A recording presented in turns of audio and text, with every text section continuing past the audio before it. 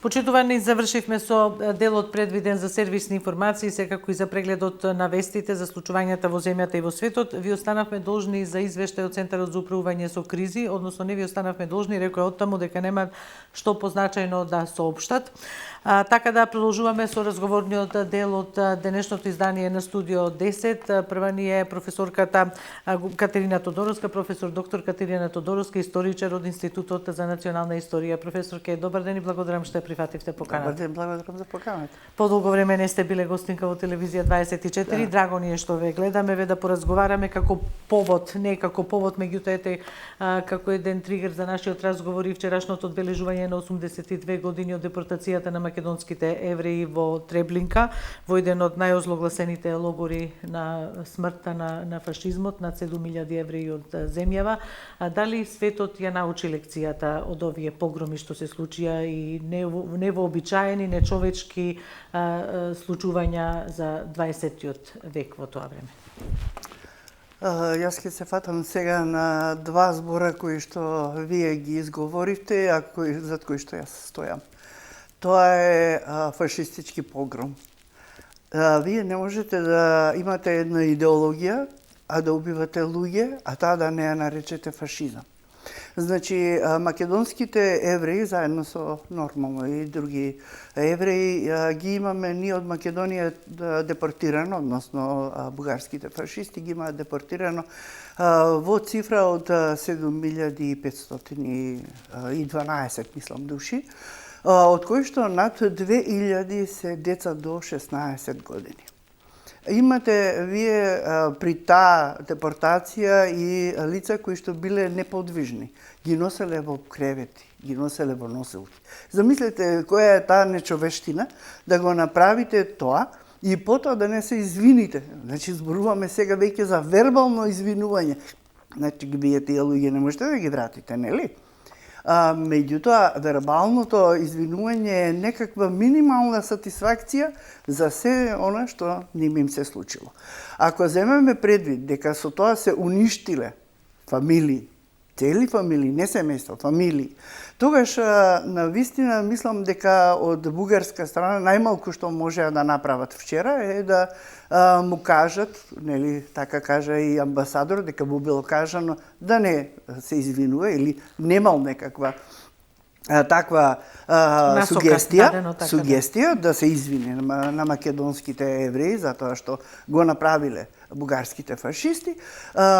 Значи, ние не можеме да зборуваме за ништо друго освен за еден нечовечки однос, кој што морам да кажам дека во некоја си слична трансформирана форма го имаме и денес од страна на Бугарија кон нас. Може би ќе речете сега дека ова пресилна некоја констатација, меѓутоа кога вие негирате цел еден народ, цел еден јазик, цела една држава, кога при тоа се обидувате со уцени да издействувате некакво признание од истиот тој народ, кој што не го признавате, нели? Зошто јас како македонка би признала некого кога не постојам? Разбирате, значи, целата приказна која што ние си ја влечеме од пред 82 години, се уште нам ни се случува во различна форма. Тоа е, нели, онака како што викаат луѓето исто чоколадо, меѓутоа обвивката е различна. Така што јас, одговарајќи на вашето прашање дали научивме нешто, чинам дека ние научивме како македонци, научивме рбетот дека треба навистина да си го чуваме, не да ни го виткаат или да ни го кршат. И чинам дека многу е битно да останеме достоинствени на себе, на собствената историја, на собствениот јазик и да кажеме дека свесни сме за тоа колку македонци или колку македонски семејства има во Бугарија, колку од оние кои што денес ја водат таа политика на обезличување на македонскиот народ всушност имаат македонски корени и дека си ги заборавиле корените само во некој интерес или за некој интерес. Така што македонскиот народ е многу горд, барем од она што јас го знам како историчар и од документацијата која што ја проследувам и нема да дозволи, верувам, никогаш да се повтори, еден таков погром на македонското население. Кога зборувам за македонско население, јас нема да кажувам овие, оние, сите тие, туку ќе кажам дека Македонија е навистина онака како што се опишува во литературата, многу убаво поле со најразнобојни цветови и целата таа разиграност на тоа поле му ја дава таа физиономија која што ја има и која што е многу посакувана од како сите. Мултикултурно и мултиетничко општество во кое партиципираме сите, тука сме сите. И моето прво прашање беше и во контекст, нели, споменувајќи го Холокаустот и годишнината еве од депортацијата на македонските евреи, па под неколку дена имаме и општо, нели, за Холокаустот, меѓународниот ден. Пак ќе речам, гледајќи ги случувањата сега на европско тло, еве во обид, нели, постојат и мировни преговори меѓу Соединетите Американски држави и Украина. Еве, на Блискиот исток исто се случуваат војни, гинат луѓе, да не заборавиме. Затоа велам, дали некако историјата бележи, бидејќи вие сте историчар, ги следите, иако со акцент, нели, на случувањата околу Македонија во ни етнички граници, ги следите овие процеси, дали има потреба светот за војни, за губење на животи, на одреден цикличен период, професор?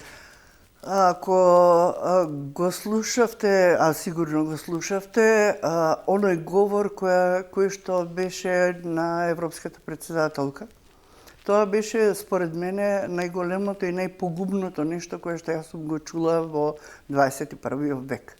Од уста на еден таков висок представник на Европската Унија да излезе дека ние, доколку вложуваме во вооружување, ќе бидеме побогати, бидејќи ќе зајакнеме економијата, тогаш навистина не знам што повеќе треба да ни се случи за да сватиме дека војната и вооружувањето апсолутно не се решение на ниеден проблем. Ние во Македонија имаме преживеано многу. И сега повторно ќе се вратам на таа историја која што нас несватливо ни се изгуби од видокругот, затоа што сакајќи да стасаме некаде, да речеме, ете во тие технолошки води, ние заборавивме колку е битен нашиот корен. Македонците во двете балкански војни, македонците во Првата светска војна, македонците во Втората светска војна, секогаш излегувале како победници затоа што никогаш не си го изгубиле сопствениот идентитет. Независно по чија власт биле. Секогаш македонското обстојувало. Меѓутоа, морам да кажам, тука можеби ќе ми замерат гледачите, меѓутоа тоа е фактичка вистина. Во таа наша борба за обстанок многу помогнала и црквата, и верата. Знаете, во тоа време, 19 век, да речеме, или почетокот на 20 век, учителите, земете го и Гоце Делчев, еве на една мала дигресија, и поповите биле најучените и најпочитуваните луѓе пред меѓу населението. Пред ликот на државата, секогаш тие биле заштитници на државниот интерес, да речеме. Меѓутоа, повторно ќе кажам, не во тој период држава и не во тој период државна форма, затоа што тогаш Македонија не била држава нормално од 43-та. Меѓутоа, држава, ако зборуваме како правна форма, ја немаме.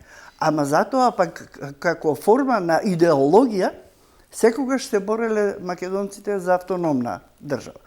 А таа автономна држава ни фактички како цел ги водела ни сите тие борби. Ако одиме да видиме како поминала сега она Бугарија која што ги депортирала македонските евреи, ќе видиме дека во сите тие војни има изгубено. Затоа сега мислам дека е многу битно и многу важно ние да обстоиме на тие наши корени, на тие наши идеали за македонската држава да си продолжи да живее сега веќе во форма на држава, онако како што сите ја сонувале, а ние ја имаме. Жално е на овој благодет кој што сега го живееме да си ја изгубиме државата. Така. Сметате дека постојат такви тенденции или тоа е едно престројување во овој глобализиран свет? Гледаме дека повеќе центри на моќ се дисперзираат, ќе видиме Европа под кој центар на моќ ќе падне, бидејќи секогаш како да била во сенката на Соединетите Американски држави, чекала потегото таму да тргне, па таа нешто да се придружи и да се ова. Сега можеби ова што говорите за се погласните иницијативи и размислувања за сопствена безбедносна структура за формирање на европскиот континент, и тие дебати постоеле многу одамна, меѓутоа никогаш не се охрабриле до сега така толку отворено да зборуваат. Ќе видиме и сега дали ќе пристапат кон нешто такво, бидејќи треба огромни средства. Еве, некаде беа спомнати околу 800 милиарди евра или долари за една таква армија. Не знаеме на тоа како ќе реагираат и европските граѓани, кои што гледаме дека веќе сега стануваат прилично чувствителни кон сопствениот денар и каде оди и што оди и во која насока оди, па се појавуваат и тие, ајде како да кажем, десно ориентирани партии, нели, како националистички со националистички предзнак, така, нели, карактеризирани на европско тло. Затоа велам, и Европа нема веројатно после овие случувања да биде истата таа Европа. Еве, да се надеваме дека можеби процесот на проширување ќе забрза. Еве, вчера имаше информација дека Европскиот парламент отворил канцеларија во Албанија баш поради тој аспект, дека да е тука, нели, во Западен Балкан, чисто да е тука поблиску до процесите што ќе се случуваат овде. Она што сакам да ве прашам, вие имате во една прилика изјавено дека она за Македонија нешто што направила грешки сите овие, ајде еве да кажеме, опстојување како независна држава 33 години. Велите 3 крупни грешки се направени изминатиот период, тоа е приватизацијата, натаму неконтролираното отворање на приватни, велите, трафики за дипломи. Точно. И селибата на Државниот архив или преместувањето на Државниот архив, кој и како што велите, ова го нагласувам поради тоа што без документација нема ни нација. Значи, на овие 3 пункта практично ја лоцирате причината зошто е Македонија таму каде што е сите овие години. Сакате да ги елаборирам? Да ги елаборирате, да, баш така ме заинтригира. Првата работа е кога вие некому ќе му го одземете лебот, значи дека го правите кршлив, затоа што ако ја затворите фабриката каде што работеле јадници души, ајде ние сме овдека во близина на многу такви објекти кои што беа, Годел беше тука, мислам дека и Стаклара, не надалеку, да, беа, еве тука се и пивара, тука сакам да кажам, ако вие ги затворите сите тие објекти, тие луѓе остануваат на улица. Што можете да правите со нив? Се што сакате. Вие сте му го одзеле лебот, сте му ја одзеле храброста и силата да си ги храни децата, значи поколенијата. Затоа е тоа најпогубната, една од најпогубните работи. Втората работа е неконтролирањето отворање на тие трафики за дипломи. Зошто така ги нарекувам? Затоа што јас имам лично, значи, искуство со луѓе кои што се запишале на факултет во ноември, а следната година веќе во јуни имаат дипломира. Како е тоа можно? Никако. Освен доколку, да речеме, во некоја си тамо книга која што е главна книга за студенти или ово, се чуваат места од пред 2 или 5 или 6 години, го запишувате името и тој си ги плаќа парите, не баре студирал, а добива диплома. И знаете колку имаме ние сега во администрацијата такви со дипломи? Дури од надвор еве доаѓаат реакции со колку купени дипломи има во македонското општество, звања и тоа. И сега мене ми објаснуваат дека сето тоа не може да се провери. Јас барав многу пати, не знам колку сте ме следеле, меѓутоа многу пати барав ревизија на тие дипломи. Морам да кажам дека имам деца исклучително квалитетни, кои што сакале да вложат во себе и вложиле во себе, независно што биле на тој или таков универзитет или факултет. Меѓутоа, самата процедура, кога ќе ја видат некаде дека со мрзелење се добива диплома, и тие губат чувство дека треба да останат овде, затоа што тој што е мрзато и што успеал да добие таква диплома, после ќе најде врски за вработување. Тој истиот бидејќи нам ни е максимално партизирана државата, истиот ќе најде простор и за вработување и за унапредување. Што станува со оние деца кои што вложуваат во себе?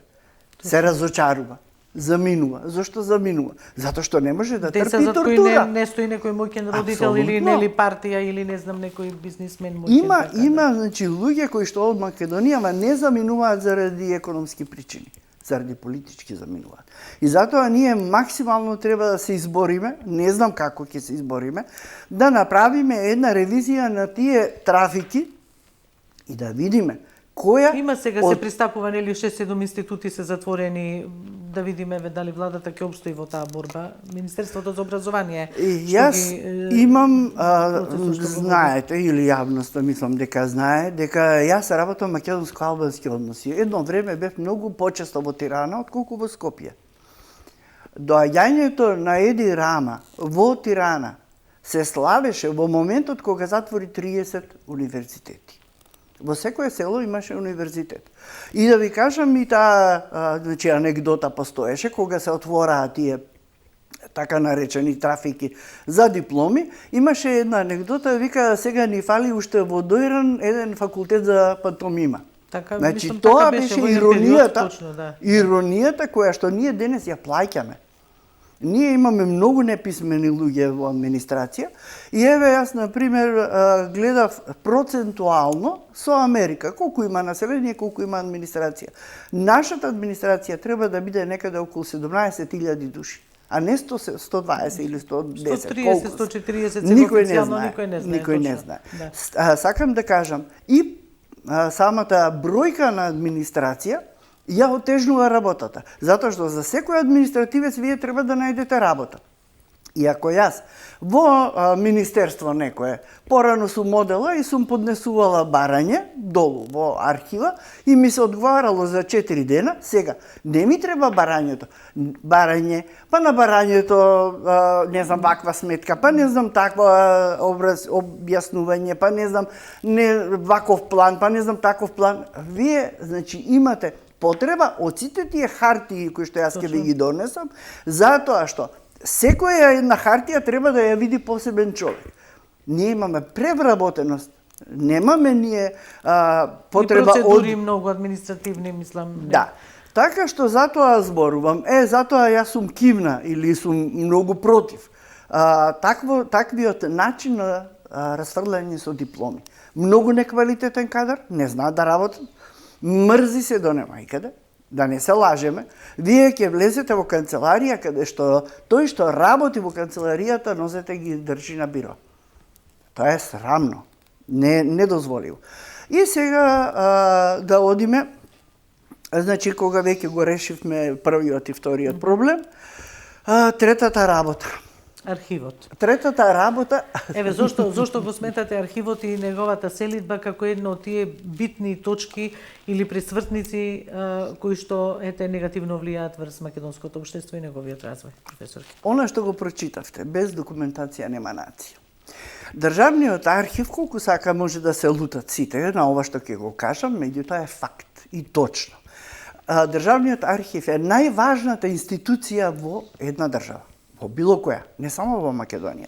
Зошто ќе прашате, меѓутоа одговорот е тој, дека имате собрание, имате влада, имате председател, имате институции, се институции, сите тие најважни документи, документите од АСНОМ, од учесниците на Илинден, од се, стојат во државен архив. Тоа е фактички срцето на една држава. И кога вие срцето на една држава ќе го откорнете и ќе го однесете покрај Вардар, односно, ќе го однесете до вода, и вие сигурно некогаш ви се поплавил некој документ дома, па не можете да го рехабилитирате, односно не можете да го оправите и да го вратите во првобитната форма. Нашите документи сега за државноста на Македонија стојат покрај Вардар. Тоа е недозволиво. Во 1969 година дошла некоја си швајцарска фирма која што градела само архиви. Значи тоа е специјализирана фирма и тоа го има во документите во државниот архив и направила сондажа на 5-6 места низ Скопје каде е најповолно и каде е најдобро да се изгради државен архив. Во таа и таква една елаборација тие наведуваат дека државниот архив треба да биде заедно со Институтот за историја, затоа што тогаш бил Институт за историја, затоа што на научниците или на вработените во институтот ќе им биде полесно да се служат со целата документација доколку е се заедно. Сега јас ќе ви објаснам како сега тоа изгледа. Тоа што тогаш го смислиле не биле тие ниту ниту неучени, ниту за такви неуки. установи во светот се така направени на пристојни места. Сега јас ќе ви објаснам моменталната положба. Архивот е преместен покрај Вардар. А ние сме во старата зграда на државниот архив. Институтот за национална историја. Институт за национална историја. Јас од институт одам во државен архив и порачувам материјали. Бидејќи најголемите и најважните материјали се чуваат во депото, кое што е составен дел на наменската зграда на државен архив, што значи веднаш до институтот, од архивот доаѓаат во институт. Ги земаат, ги земаат документите, ги враќаат во архивот, ги носат. Па мене ме викаат, па јас одам таму истражувам, па тие ги враќаат документите. Знаете нешто личи тоа? Вие имате фактички материјали кои што не смеат да видат сонце. Меѓутоа, бидејќи треба да се транспортираат, тие едноставно ги уништуваат. Можат и да бидат упропастени. Ги уништувате. Од друга страна, има материјали кои што ги добива државниот архив или кои што се уште ги чува, тоа е ненормално богатство, да се разбереме, на кои што им треба заштита. Вие во новиот државен архив немате лабораторија за заштита. Знаете зошто? Затоа што има централно ладење и греење и доколку има на таква лабораторија во која што се користат хемикали нели нормално, за да може да се заштити еден документ, целиот тој воздух треба низ целата зграда да поминува. И најважниот дел што е, да речеме, се е ова важно, да не се лажеме, меѓутоа најважниот дел излез. Вие не можете да имате архив на 6 и на 7 кат. Вие мора да имате ваму во старата зграда, огромна е таа една врата, можам да кажам камион можеше да влезе, и оттаму да се извлече доколку дојде, до речеме, до земјотрес. Да, до земјотрес, до пожар, до било што. Вие мора да имате начин да го заштитите тоа богатство. Во тоа богатство, значи, онака како што беше заштитувано, во депото имаат право да влезат до тројца.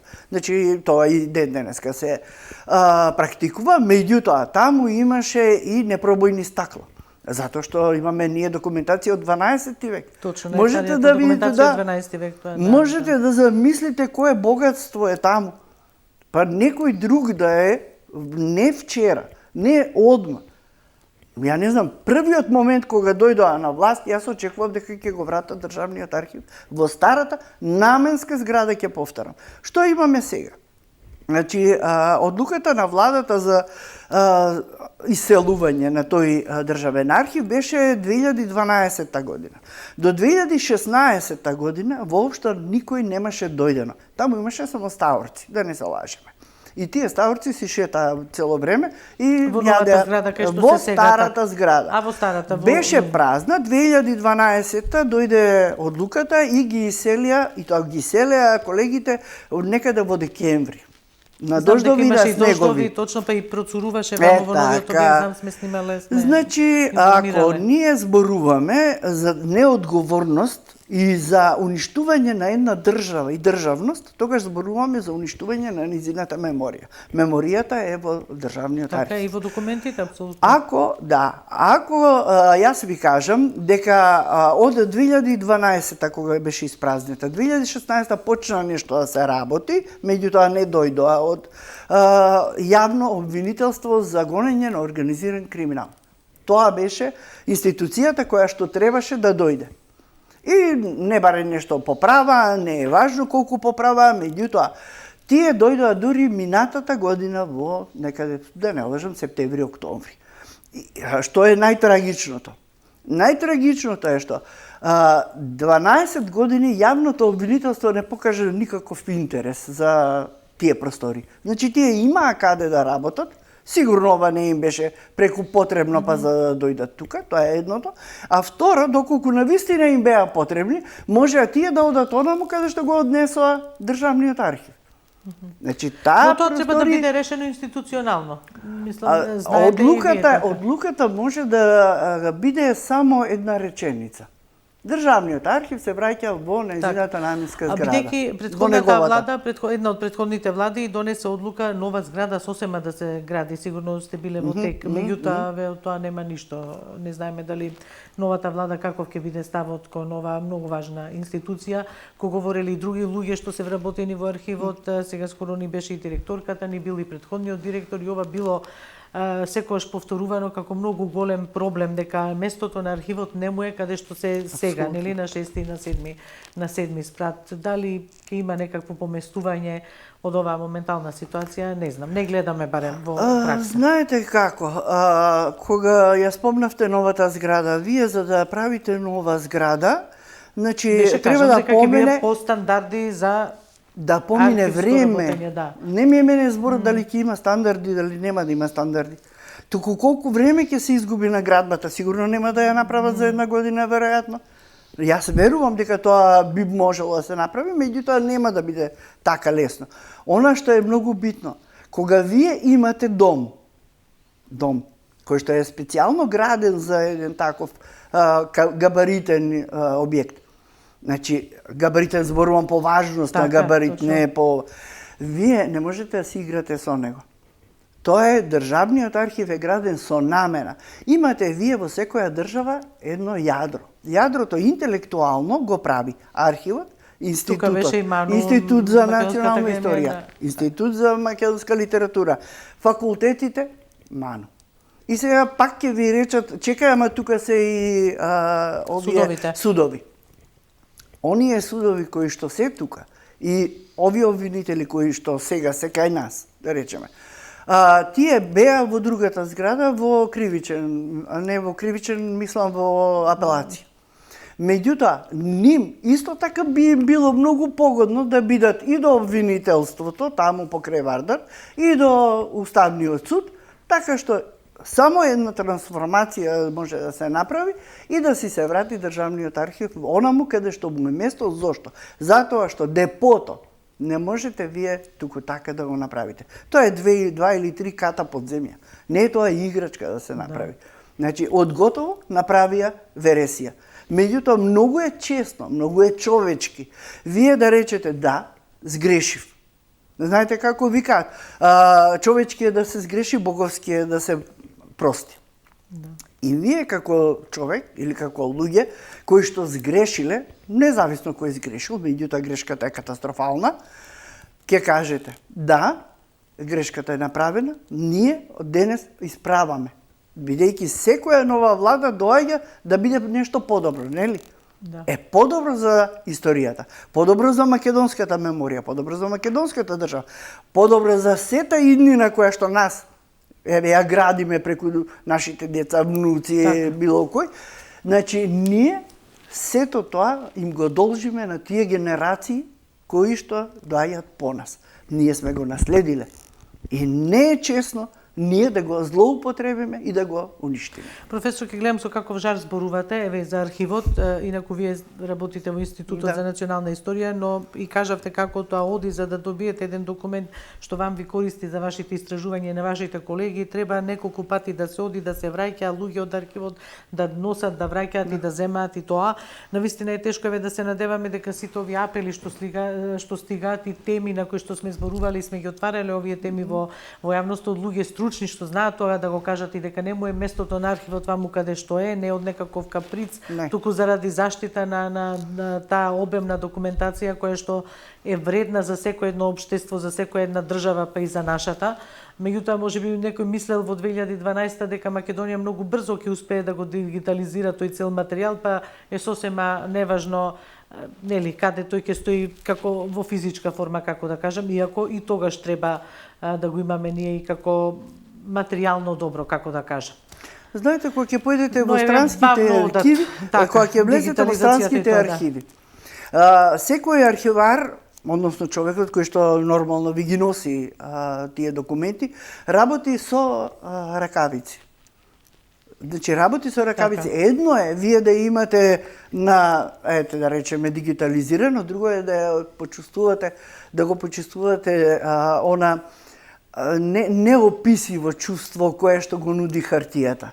Затоа јас многу често, кога им предавам ние сме фактички институција која што има последипломски и докторски студии, ние немаме додипломски, меѓутоа на студентите кога ќе им дадете жив оној документ, поинаку го чувствуваат и поинаку го доживуваат. Па го сликаат со собствен, Не е тоа исто да го сликате вие екранот, и да му го дадете на студентот да го види. Тие треба да допирот треба да си го почувствуваат, затоа што една наша многу добра пријателка, лобист голем за македонската историја од Полска, професорката Ирена Ставови-Капка, рече, мене солзи ми протекоа кога го видов тој документ, што многу години не можела да го најде, го нашла во некое досие, кое што воопшто немало никаква допирна точка со темата која што тогаш ја барала. Значи, сосем случајно ќе ви излезат документи за кои што навистина ви заигрува душата. Меѓутоа, треба да го работите тоа, да го сватите и треба да имате доблест, да кажете, извинете што сгрешивме, дајте да се исправиме грешката. Така, да очекуваме дека некој не мора да се извинува, ама барем да биде исправена грешката, како да кажеме. Да очекуваме дека можеби некој ќе допре ова до надлежните кои што се сега надлежни за да можат да исправат оваа грешка за добробит на сите и на државата. Имаме уште некои 10 минути за разговор, професорке. Ние интересно е што да речеме и странски архиви имаме доста материјал вреден за нас во странските архиви.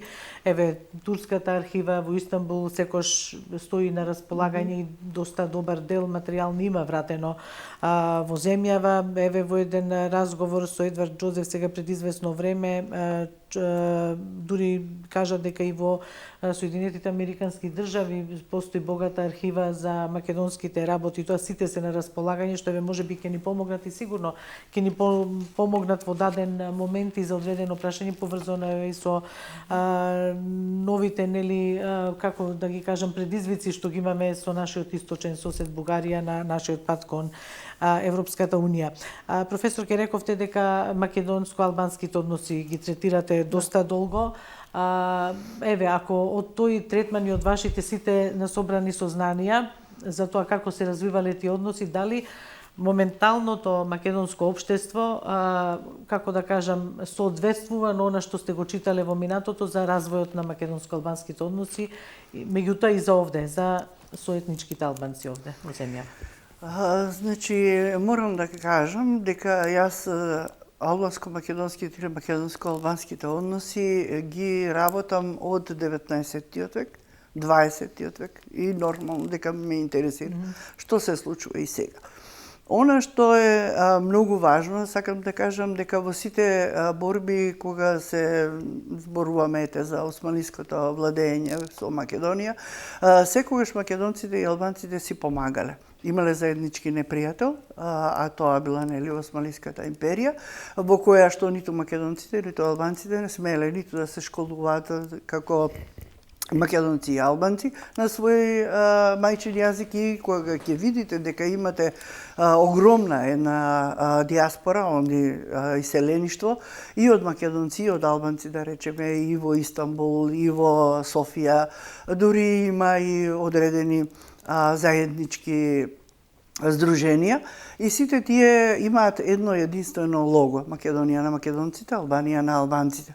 Има еден вестник дури и во Лондон, се вика Автономија, и тој излегува 1902-1903 година и има соработници и од македонска и од албанска диаспора, сите оние кои што оделе таму и студирале и работеле, така што сите тие заеднички работеле само на создавање на собствената држава. Зошто заминувале? Заминувале затоа што чувствувале дека не можејќи да го трпат јаремот, да речеме, на османлиите, секогаш се обидувале да излезат надвор. Македонците претежно оделе на школување во Белград, во Софија, многу често ги има, значи, во Истанбул, Лондон, ги имаме и во Швајцарија, не знам дали ќе се сетат гледачите, те сега ќе го спомнам, и докторот Коцарев, кој што во Швајцарија го формирал и првото македонско студентско друштво, така што сите тие кои што престојувале таму се наоѓале себе си како заеднички соработници. Во време на Илинденското встание македонците и албанците, да не се лажеме, повторно биле заедно, меѓутоа нормално сразмерно со бројот и со интересот. Интересот на албанците бил повеќе да се снабдуваат македонските револуционерни чети со оружје, и тоа претежно одело преку Преспа и преку Охридското езеро, меѓутоа има и едни тетовски оружари кои што доста помагале во поправање на оружјето кое што го носеле од Албанија. Она што е многу важно, тоа е дека во текот на целата историја можеме да ги следиме. Моментално баш сега читаме едни спомени на македонци кои што биле затворени во тиранските затвори во време на Втората светска војна, значи 42-та, 43-та, 44-та. Таму да читате што пишува, мислам дека навистина ќе кажете се ова што ни се случуваше во таквиот период кој што јас многу често го нарекував дуизам. Не можете да го сватите расколот меѓу македонците и албанците во тој период и она што се случувало се до тогаш, до 2001-та. Она што многу е битно, или што е за мене многу битно, бидејќи јас цел живот живеам и работам и соработувам и со колеги албанци, што е нормално, затоа што и со професор Тавзи Мустафа прв пат почнав да го учам и албанскиот јазик, далеч на некоја си 1988 година. Меѓутоа, сакам да кажам дека ние никогаш сме немале такви тензии како што имавме претходно, во претходниве години. Овие последниве 7 години пак аздиса. Меѓутоа, она што мене сега многу ме храбри, тоа е што и меѓу албанците има многу баби. За бипартизираност на општеството, нели, македонци албанци? Да, мене ми е многу голема сатисфакција што албанските интелектуалци веќе навистина не можат да трпат, да речеме, таква една потреба или настојување за поделба меѓу македонците и албанците. Ние сме, морам да кажам, ние сме едните исти, затоа што нас Македонија треба да не боли, а не ние да пееме за Косово или да пееме за Албанија. Тука живееме, тука работиме, тука ги одгледуваме и нашите потомци, тука фактички работиме, тука плаќаме даноци и нас независно, повторно ќе кажам, од било каква разлика, ние сме едно те исто и мислам дека денес веќе сакајки или одејки по тој европски пат, јас многу сум разочарана од тоа што досега не сме влезени во Европскиот сојуз, не заради друго, туку затоа што ние таму припаѓаме. Јас ќе ви кажам, можеби е нескромно од моја страна, меѓутоа и тоа ќе го истекнам. Имало моменти кога сум била на меѓународни конференции, а во овие 37-8 години навистина сум била на секаде да ја представувам Македонија. Јас сум се чувствувала многу посупериорна во знаењето и во работењето со документација. Повторно ќе кажам благодарение и на Државниот архив, но и на моите истражувања по светот, во архиви во други држави. И мислам дека ние имаме навистина многу јак интелектуален капацитет за не само за европски за поимање на нештата, простори. на Да. што значи една специјалност и еден навистина стручен експерт за Апсолутно, дадена област. Да, мене многу ми е драго што ние во Институтот за национална историја имаме луѓе кои што се определени за определена област. Така. Исто како во медицината, знаете што имате некои се за срце, кардиолози, некои така. се за други, така и ние си имаме сите специјалности. Меѓутоа кога ќе ги видите колегите на меѓународен собир како буквално брилираат, тогаш веќе и вам ви е некако полна душата и гледате дека вие парирате, да не речем сте понадмојкини, меѓутоа парирате многу јако и со европските и со други светски Ама што велат историчари. акумулираното и наученото знаење никој не може да ви го земе она што ви е во главата, што се вели.